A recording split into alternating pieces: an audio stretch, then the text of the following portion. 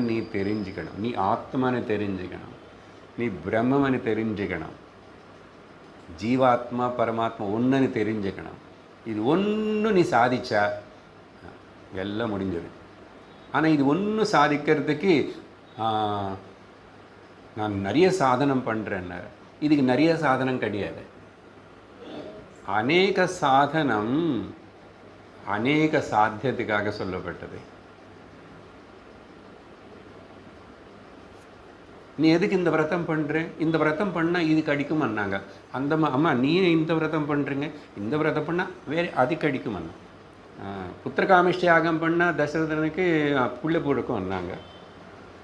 இன்னொருத்தருக்கு ஒன்றுன்னு சொன்னாங்க. இப்படி பல சாதனைகள், பல சாத்தியங்கள். ஆனால் ஞான விஷயத்துக்கு வரும்போது ஏக சாதன ஏக சாத்தியம் செய்ய வேண்டியது ஒன்று.